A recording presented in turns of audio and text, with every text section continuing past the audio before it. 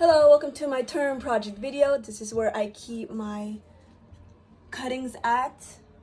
Over here is celery, which is its common name. Its scientific name is Apium graveolens. Its stems aren't like many other plants. It grows in stalks, and the end of its stalks gives life to the leaves, as you can see. And it grows in shadier or cooler areas. It is also green in color, and it's known for being edible. Now moving on to the right side of this basement window, we have basil.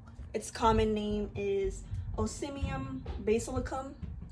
Over here is Coleus, or its scientific name, Coleus scutroides. It is purple in color. Coleus is known for its diverse foliage and unique patterns, and it doesn't grow very tall because it's more of a bedding type of plant. Basil is known for its skinny stems and small round leaves, as well as being aromatic and also an herb, and it also is green in color.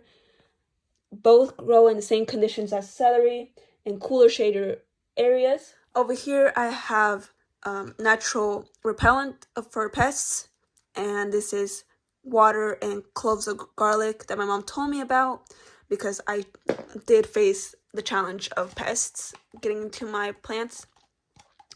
Over here I have different variations of cups, styrofoam or plastic that I use to keep my stem or my celery stalk upright, because that was another challenge I faced and I had to adapt to it. Over here I used disinfectant wipes and sprays to keep my area clean and to avoid the formation of diseases. I also use a tape measure to measure out my root growth. I also use paper towels to put them under where I keep the cuttings in, so I can avoid unnecessary coldness from seeping into the bottles. And I also have this that I use to make holes in the styrofoam, like in here or in the top of it. And I also have scissors that I use to cut off dead leaves. Like for example, this one might get cut off if it doesn't thrive. And I also did use bigger ones to cut the plastic too. I also have the stems going through a leaf.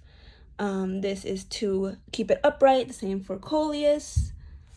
And I also use filtered water to remove the possibility of having excess minerals that may damage the plant's growth, for example, like fluoride. My celery has been showing major signs of wilting and drooping, and that could be because of this past week's temperature drop and lack of sunlight. But also I have been taking off from the original stock that has been decaying, and in doing so, it's changed its size and diameter, and I've had to adjust this bottom part to make the stem stand upright or not touch the bottom of the cup.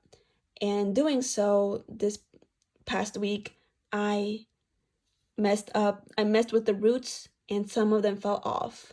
And that can be why it's drooping as well. I have decided I will be transplanting this celery stalk into some soil once the weather stops changing so much. And this will avoid having to mess around with the roots or having them fall out when adjusting this cup size to fit its stalk. And there has become very little I can take off once this is the case, so transplanting it into soil, I don't have to worry about damaging its roots or having to take that off. I have now measured out the final root growth for all these cuttings. The first one, basil, was 7.5 inches for its longest root, which is right here.